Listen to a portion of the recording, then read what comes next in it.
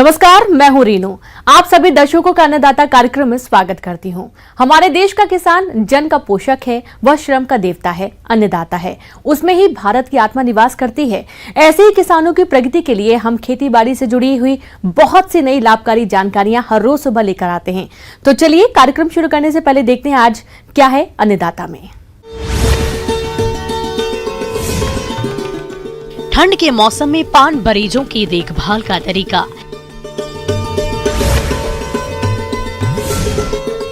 मिर्च की फसल में श्यामवर्ण रोग की पहचान और नियंत्रण के उपाय।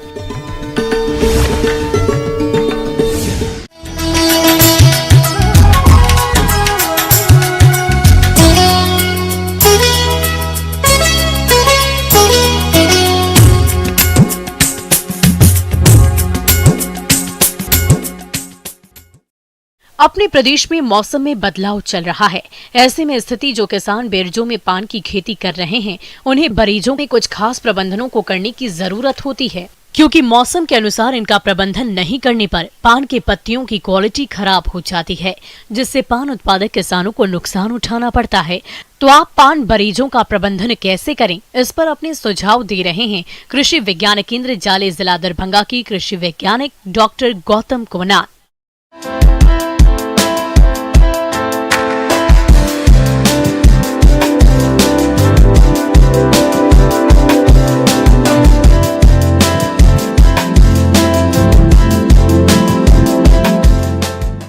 नमस्कार किसान भाइयों, जैसा कि अभी हम लोग जान रहे हैं कि शरद ऋतु का मौसम का शुरुआत हो चुका है और यह मौसम में जैसे जैसे तापमान नीचे चलता जाएगा, पान की खेती के लिए वो प्रतिकूल माना जाता है। तो हमारे यहाँ ज़्यादातर जो किसान अपनाते हैं वो बोरेज मेथड को अपनाते हैं। इसमें हमें इस मौसम में क्या करना है कि अपने घर को ऐसे इस तरह से उसका बनावट करें ताकि घर का तापमान वो 10 से 30 डिग्री तक के टेम्परेचर बना रहे। क्योंकि जैसे जैसे टेम्परेचर नीचे चलता जाएगा, कोशिकाओं के अंदर में जो द्रव है उसका सिकुड़न होगा और पत्तियों के जो उत्तक हैं उसमें फटने लगेंगे, जिसकी वजह से क्या होगा, पत्तियां पीली पड़ने लगती है और पीली पड़ने के साथ साथ वो गिरने लगती है। इस चीज़ से बचाव करने के लिए हमें क्या करना है कि 10 से 15 दिन के अंतराल पर चाहे तो फव्वारे की विधि से पानी का पटवन देते रहना चाहिए। साथ ही साथ इसके घर के जो हमारा कहीं कहीं पे से अगर खुला हुआ है उस जगह पर किसी भी टुकड़े को बांस का या फिर पुआल का ढेर को लगा करके उसको अच्छे से बंद कर दे ताकि तापमान नियंत्रित रहे। जाड़े के मौसम में पान के बरीजों में प्रतिदिन 2 से 3 बार सिंचाई करने की जरूरत होती है। इसके साथ ये भी ध्यान रखें कि बरीजों में जल का भराव ना होने पाए, क्योंकि जल भराव के कारण पान में रोग पनपने लगते हैं। इसलिए जल निकास की उत्तम व्यवस्था करें। पान बेल की जड़ें बहुत ही कोमल होती है, जो अधिक ताप और सर्दी को सहन नहीं कर पाती है। इसलिए पान की जड़ों को ढकने के लिए काली मिट्टी और लाल मिट्टी का प्रयोग करें और पौधों के पास मिट्टी चढ़ा दें। नवंबर और दिसंबर महीने को माना जाता है कि पान की खेती के लिए सबसे बेहतर है। इसके लिए जो हमारा इनिशियल फर्टिलाइजर, जो भी उर्वरक की आवश्यकता होती है, उर्वरक में हम लोग 150 kg नाइट्रोजन का इस्तेमाल करते हैं 1 हेक्टेयर के लिए। उसमें 150 kg में 75 kg हम लोग को नीम केक से लेना है और 75 kg हम लोग को यूरिया से लेना है। 100 kg हम लोग इसमें सुपर फॉस्फेट का इस्तेमाल करते हैं और 30 kg म्यूरेट ऑफ पोटाश प्रति हेक्टेयर में, जो कि 3 स्प्लिट डोज में जाता है। पहला स्प्लिट डोज होता है जब हम लोग लता को ऊपर चढ़ाते हैं 15 दिन के अंतराल पर, उस समय देना चाहिए। उसके बाद दूसरा और तीसरा जो हमारा स्प्लिट डोज जाएगा वो 40 से 45 दिन के अंतराल के बाद में उसको देना चाहिए। पान के बेलों को अच्छा पोषक तत्व प्राप्त हो, इसके लिए आमतौर पर कार्बनिक तत्वों का प्रयोग करते हैं, जिसमें सरसों, तिल, नीम या अंडे की खली का प्रयोग किया जाता है, जिससे पौधे की बढ़वार और पान की पत्ती की क्वालिटी अच्छी रहती है। इसलिए समय समय पर खादों का प्रयोग करें। साथ ही बरीजों में उग रहे खरपतवारों को समय समय पर निकालते रहें, ताकि पौधों की बढ़वार अच्छी हो। चूँकि पान एक बेल वाली फसल है, ऐसे में अच्छी बढ़वार के लिए पौधों को बांस या सूतली की सहायता से सहारा अवश्य दें और पुरानी तथा रोग ग्रसित पत्तियों को तोड़कर हटा दें।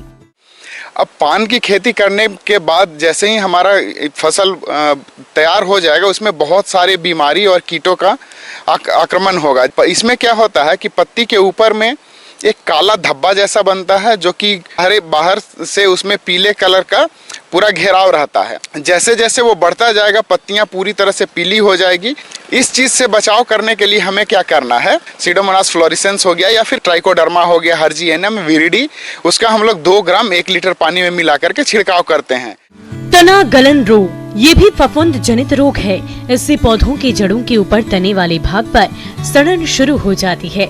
इसके प्रकोप से पौधे बहुत ही कम समय में मुरझाकर नष्ट हो जाते हैं। इन रोगों की रोकथाम के लिए बरीजों में जल निकासी की उचित व्यवस्था करें। बरीजों में से रोगी पौधों को जड़ सहित उखाड़ कर नष्ट कर दे। साथ ही बोड्रो मिश्रण में भूमि संशोधन करें। फसल पर रोग लक्षण दिखने पर 0.5% बोड्रो मिश्रण का घोल बनाकर छिड़काव करें। रोग की उग्रता अधिक होने पर फसल पर डाइथेन M45 का 2 ग्राम प्रति लीटर पानी की दर से घोल बनाकर छिड़काव करें। इसके साथ इसमें बहुत सारी जो कीटों का आतंक होता है। कीट में जो प्रमुख कीट हैं वो एक एफिड आता है। ये क्या करता है कि पत्तियों कि जो ऊपरी और निचली सतह है उसके उत्तकों से रस चूसते हैं, जिसकी वजह से पत्तियां सिकुड़ जाती है और अच्छे से उसका विकास नहीं हो पाता है। इसकी बचाव के लिए हमें क्या करना है कि इमिडाक्लोप्रिड 1 ml 3 लीटर पानी में मिला करके इसका छिड़काव करना है। इसके बाद एक और पत्ती चूसक कीट है जिसको कि माइट बोलते हैं। ये पत्तियों के निचली सतह पे रहता है। सेम इसका भी प्रवृत्ति ऐसा है कि पत्तियों का रस चूस करके उसको क्षति करता है, जिससे कि मार्केट में हमें अच्छी प्राइस नहीं मिल पाती है। इससे बचाव करने के लिए हमें क्या करना है कि वेटेबल सल्फर लेना है। वेटेबल सल्फर का हम लोग 2 ग्राम लेते हैं 1 लीटर पानी में, या फिर डाइकोफॉल का 0.5 ग्राम 1 लीटर पानी में मिला करके हम लोग इसका छिड़काव करते हैं। पान की फसल में मिली बग कीट प्रकोप भी होता है। ये कीट हल्के सफेद रंग का अंडाकार आकार का होता है। इसकी लंबाई 5 सेंटीमीटर होती है। इससे पान के फसल को काफी नुकसान होता है। इन कीटों की रोकथाम के लिए नीम का तेल 5 मिलीलीटर प्रति लीटर पानी में घोलकर छिड़काव करें। साथ ही फसलों के बीच चिपचिपे प्रपंच लगा दें ताकि कीट इनमें फंस जाए। रस चूसक कीटों का अधिक प्रकोप होने की दशा में मेलाथियन 1 मिलीलीटर प्रति लीटर पानी में घोलकर छिड़काव करें। इसके अलावा 0.02% रोगार या डेमोक्रान का छिड़काव पत्तों पर करें, जो कि 2 मिलीलीटर प्रति लीटर पानी में मिला करके इसका छिड़काव करते हैं। किसान भाइयों, अब लेते हैं एक छोटा सा ब्रेक, जल्द लौटेंगे।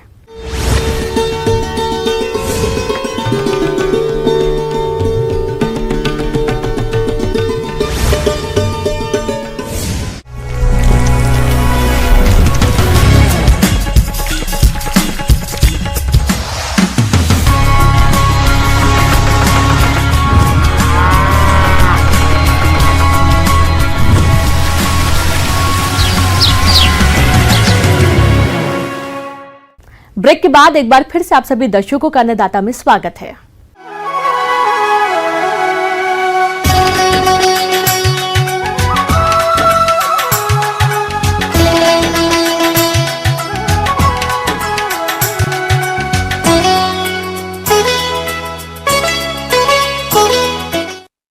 किसान भाइयों, मिर्च की खेती अपने राज्य में आमतौर पर साल भर की जाती है।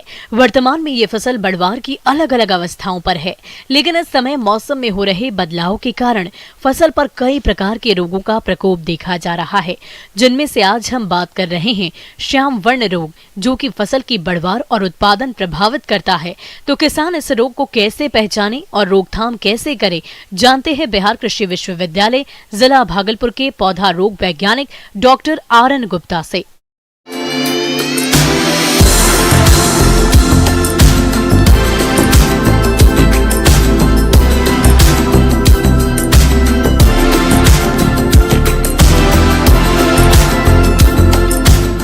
जो कि मिर्च में एक लगने वाला एक फफूंद जनित रोग है और ये क्लोटोटाइकम कैप्सेसी द्वारा इसका फैलाव होता है।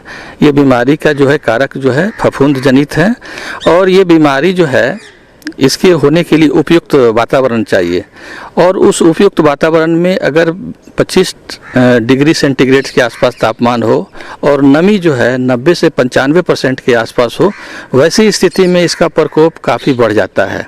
तो ये इसके लिए फेवरेबल कंडीशन है।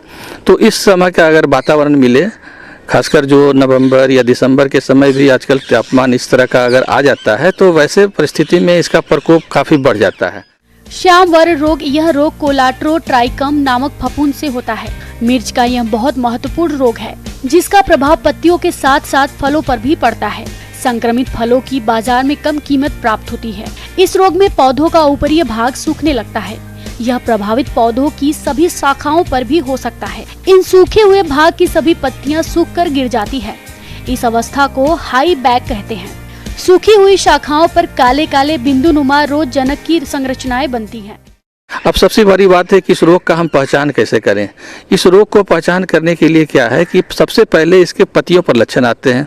पत्तियों पर जो है आपको भूरे और काले रंग के धब्बे बनते हैं, और जिसके धब्बे के किनारे जो है पीला जो है जलधारित टाइप का धब्बे बनते हैं। तो पत्तियों पर जो है धब्बे बन जाते हैं, इससे हम पहचान सकते हैं। दूसरी जो है इसकी टहनियाँ से होती है, जिसको हम डायबैक बोलते हैं, डायबैक डिजीज। ये ऊपर की टहनियों से मुरझाना शुरू होते हैं और नीचे तक सूखते जाते हैं। तो ये तनों पर इसका लक्षण देखा गया। और इसके अलावा जो सबसे ज़्यादा नुकसान जो होता है जब इसके फलों पर प्रकोप इसका बढ़ जाता है। फलों पर भी जो है खासकर जो फल जो लाल मिर्च होते हैं उस पर इसका ज़्यादा प्रकोप देखा गया है, ज़्यादा इसमें फैलाव देखा गया है। और इसमें जो है जो फल लगते हैं उस फल में भी जो है गहरे भूरे रंग के धब्बे बन जाते हैं। वो धब्बे आपस में मिलके बड़े हो जाते हैं, जिसके कारण जो है वो जो हमारा जो मिर्च है उसका जो है फल का आकार विकृत हो जाता है, जिससे इसकी काफ़ी गुणवत्ता काफ़ी प्रभावित हो जाती है।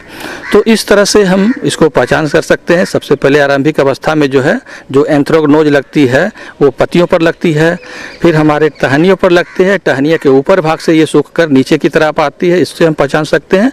और फलों पर भी जो है काले और भूरे रंग के धब्बे बनते हैं, आपस मिलकर बड़े धब्बे बनाते हैं, जिसके कारण जो फल है उसके गुणवत्ता को ये काफ़ी प्रभावित करते हैं। तो इस तरह से हम इस रोग को पहचान कर सकते हैं। रोग की रोकथाम के उपाय: खेत में खरपतवारों का प्रकोप होने पर फसल में निराई गुड़ाई पर खरपतवारों को निकाल दें। उचित फसल चक्र अपनाएं तथा स्वस्थ और प्रमाणित बीज बोएं। बुआई बीजों को उपचारित अवश्य करें। रोग की प्रारंभिक अवस्था में ही डाइथेन M45 के 0.25% का घोल का 7 दिन के अंतराल पर आवश्यक अनुसार छिड़काव करें।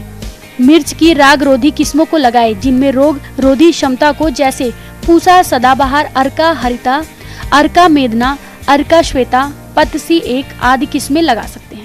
अब सबसे रही बात की जो है ये बीमारी हर साल आती है, तो आपको सबसे पहले है कि सही बीज, स्वस्थ बीज का चुनाव करना है। दूसरी बात है कि बीज उपचार करके ही लगाना है। बीज उपचार के लिए आपको दवा बताए कि कार्बेंडाजिम और प्लस या कार्बोक्जिन, ये दोनों में से कोई दवा उसकी 2 ग्राम प्रति किलो बीज के हिसाब से हम उसको उपचार कर लेते हैं। उपचार करने के बाद ही उसको लगाएं। अब जब रही की बात, जब बीमारियां जब आना शुरू हुई, तो जब पत्तियों पर ही इसके लक्षण दिखाई पड़े, उस समय आपको जो है ब्रॉड स्पेक्ट्रम फंजीसाइड, जिसमें कार्बेंडाजिम और प्लस मैनकोजेब दोनों दवा रहती है, उसका 2 ग्राम प्रति लीटर के हिसाब से अगर स्प्रे करते हैं तो इस फफूंद जनित रोग से काफ़ी हद तक बचा सकता है। बहुत सारी दवा जो है आप कार्बेंडाजिम भी डाल सकते हैं और मैनकोजेब भी अलग अलग से डाल सकते हैं, उसका भी 2 ग्राम प्रति लीटर के हिसाब से डाल सकते हैं। लेकिन आपको ज़्यादा प्रभावी इसका उपाय करना है तो मैंने जो दवा बताई, जो मिश्रित दवा है कार्बेंडाजिम प्लस मैनकोजेब, उसका 2 ग्राम प्रति लीटर पानी के हिसाब से आप उसको घोल बनाकर उसको जो है आप स्प्रे करेंगे और कालांतर में 15 दिन के बाद स्प्रे करेंगे तो निश्चित तौर पे जो है आपका जो है इसका प्रकोप से बचा जा सकता है। आगे और भी है खेती बाड़ी से जुड़ी बहुत सी रोचक जानकारियां। यहां रुकेंगे एक और छोटे से ब्रेक के लिए।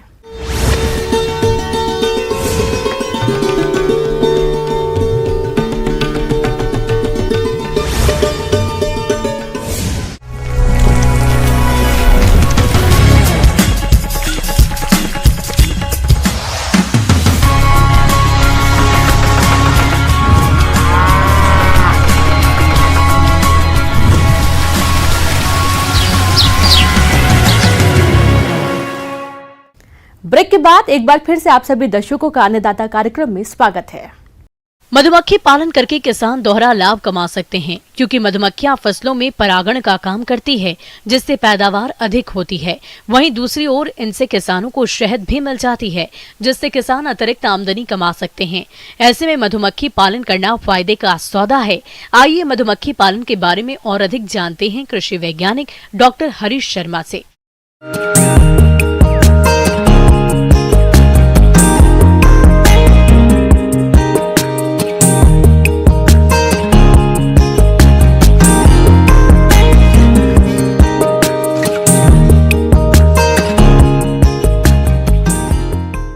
मधुमक्खी पालन आज के संदर्भ में एक बहुत ही महत्वपूर्ण विषय बन गया है। महत्वपूर्ण हमारे लिए भी है, किसान के लिए भी है और रोज़गार उपलब्ध करवाने के लिए भी है। और इसकी जो सबसे अहम भूमिका है मधुमक्खियों की व अन्य कीट परागणकर्ताओं की, उसको देखते हुए आज इस व्यवसाय की न केवल प्रदेश में लेकिन हमारे देश में जो हमारी जितनी भी डेवलपमेंट स्कीम्स हैं उनमें से एक इम्पॉर्टेंट स्कीम जो है तो मधुमक्खी पालन भी उभर करके आ रहा है। इस व्यवसाय को शुरू करने का सही समय अक्टूबर है, क्योंकि अक्टूबर से लेकर मई तक फूलों की उपलब्धता भरपूर रहती है और इसी समय इनके शहद का उत्पादन होता है। बाकी समय लगभग 4 से 5 माह मधुमक्खियों को कृत्रिम आहार, चीनी या गुड़ का घोल देकर जिंदा रखना होता है। अगर आप भी इस व्यवसाय को शुरू करना चाहते हैं तो शासन द्वारा मिलने वाले अनुदान का लाभ उठाकर इस व्यवसाय को शुरू करें। तो जब मौन पालन की बात आती है तो सबसे पहले तो ये है कि कौन कौन से प्रजातियां हैं जिनके साथ हम मौन पालन कर सकते हैं। तो जो मधुमक्खियों की प्रजाति हैं उनमें से एक हमारी इटालियन, जिसको एपिस मेलिफेरा कहते हैं, वह एक देसी प्रजाति जो हमारे घर घर में पाई जाती है उसको हम एपिस सिराना के नाम से जानते हैं। तो जब मधुमक्खी पालन की बात करते हैं तो हम इन दोनों में से किसी भी मधुमक्खी के साथ कार्य कर सकते हैं। लेकिन जो हमारा नॉर्थ इंडिया है इसमें अगर आप देखेंगे तो जो इटालियन मधुमक्खी है उसके साथ कमर्शियल बी कीपिंग जो है वो ज़्यादा संभव भी है और प्रचलित भी है, और बहुत सारे जो बी कीपर हैं वो इसमें कार्य कर रहे हैं। देश में और अंतर्राष्ट्रीय बाजार में शहद की मांग की वजह से मधुमक्खी पालन का व्यवसाय तेजी से बढ़ रहा है। इससे न केवल किसानों को अच्छी आय होती है, बल्कि मधुमक्खियों से होने वाले परागण से फसलों का उत्पादन भी बढ़ता है। मधुमक्खी पालन से शहद, मोम, रॉयल जैसी उत्पादन प्राप्त होते हैं, जो किसानों की अतिरिक्त आमदनी का बेहतर जरिया साबित हो रहे हैं। कृषि से जुड़े लोग या फिर बेरोजगार युवक इस व्यवसाय को आसानी से अपना सकते हैं। हमारा जो ये मधुमक्खी पालन है इससे हमें कई प्रकार के फायदे हो जाते हैं। एक तो आप मधुमक्खी पालन कर रहे हैं जिससे जो मधुमक्खी को पाल रहे हैं उनको अतिरिक्त आय प्राप्त हो रही है। इसके साथ साथ ही जहां उन्होंने मधुमक्खियां अपनी रखी हैं तो उसके 2 से 3 किलोमीटर के दायरे में वो विभिन्न प्रकार के फसलों में परागण करती हैं, जिससे हमारी फसलों की उत्पादकता बढ़ती है।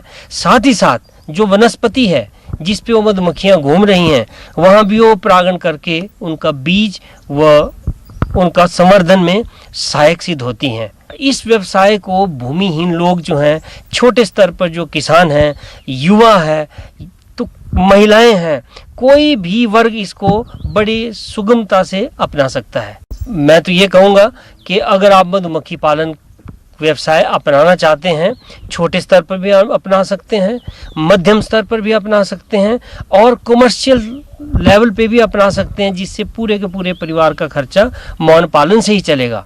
लेकिन सबसे पहले हमें एक प्रशिक्षण की आवश्यकता होती है। प्रशिक्षण जो हमें कुशलतापूर्वक मौन वंशों के प्रबंधन के बारे में, उनकी बीमारियों के बारे में, उनकी स्थापना के बारे में, उनके स्थानांतरण के बारे में इत्यादि इत्यादि जो भी इसकी महत्वपूर्ण बातें हैं उनके बारे में संपूर्ण जानकारी के साथ साथ हमारा जो कौशल विकास कहते हैं मधुमक्खी पालन में वो हो जाए। तो उसके लिए विभिन्न प्रकार की जो है हमारी संस्थाएं हैं जो प्रशिक्षण देती हैं। तो उस तरह का एक प्रशिक्षण करके फिर हम छोटे स्तर पर मौन पालन का आरंभ कर सकते हैं।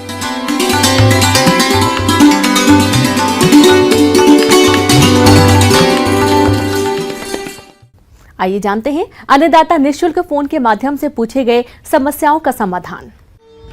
आज के अन्नदाता कार्यक्रम में हमने जिस प्रश्न को शामिल किया है उसे पूछा है गांव कासिमपुर, जिला भागलपुर से सतीश रॉय ने। आपके खेतों में गाजर घास की अधिक समस्या है, आप इसकी रोकथाम के बारे में जानकारी चाहते हैं। तो सतीश जी, आपकी जानकारी के लिए देखिए कार्यक्रम का यह अंश।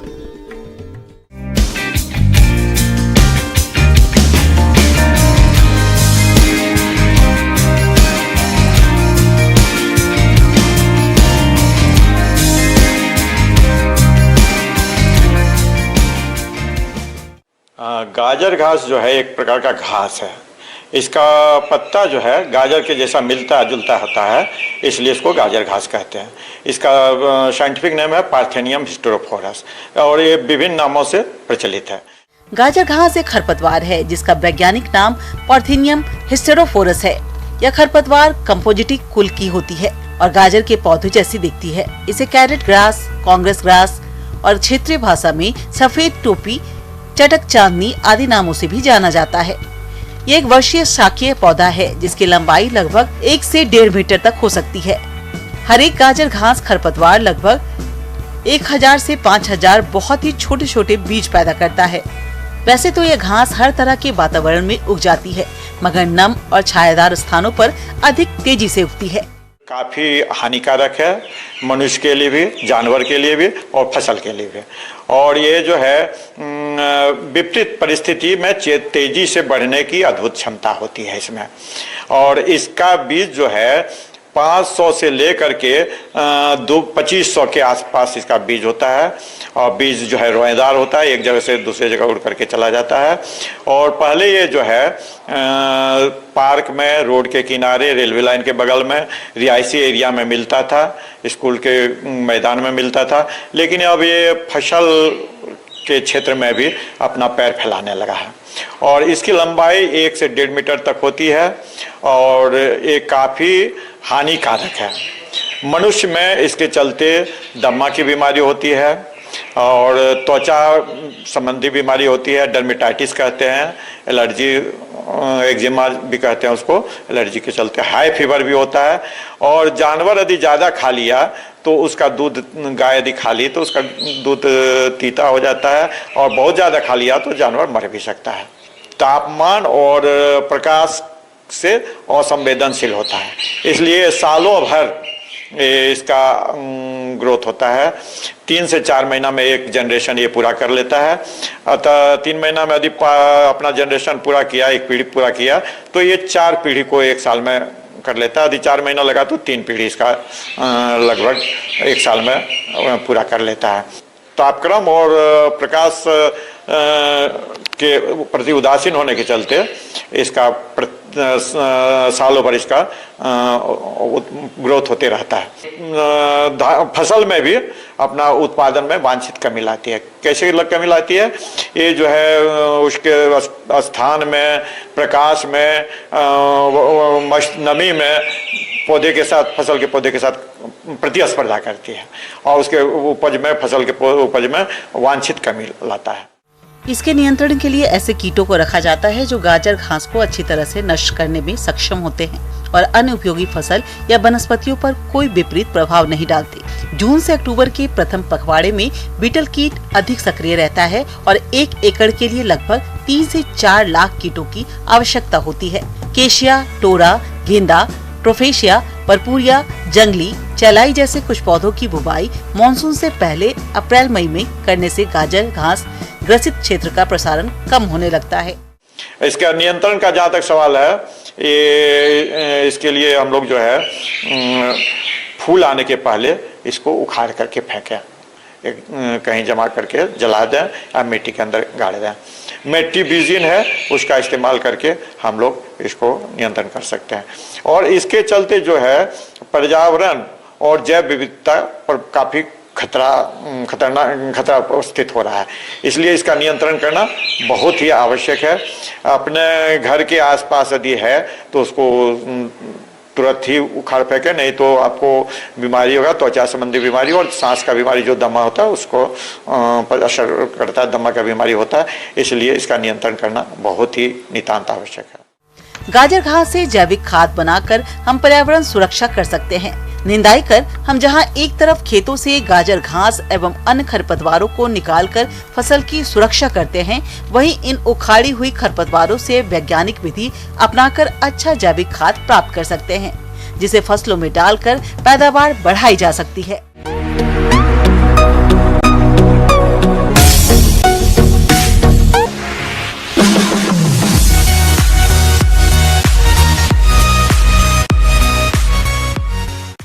एक नजर डालते हैं राज्य के कुछ मंडियों के प्रमुख फसलों के बाजार भाव पर।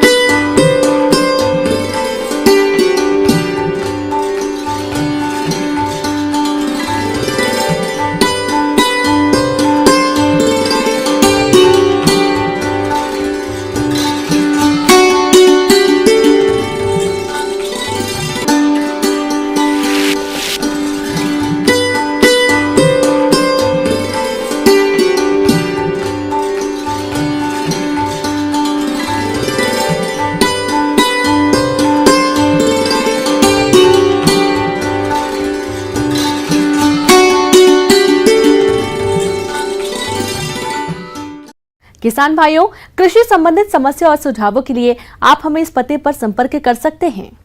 प्रोड्यूसर अन्नदाता news 18 Bihar Jharkhand, Ramoji film city Hyderabad 501512। साथ ही आप हमें ईमेल भी कर सकते हैं। हमारा ईमेल है p18annadatabihar@nw18.com। इसके अतिरिक्त आप हमें निःशुल्क हेल्पलाइन नंबर 1800889216 पर सोमवार से शनिवार सुबह 10 बजे से शाम 4 बजे के बीच संपर्क कर सकते हैं। अब समय हो रहा है आपसे विदा लेने का। कल फिर मुलाकात होगी कृषि से जुड़ी महत्वपूर्ण जानकारियों के साथ। नमस्कार।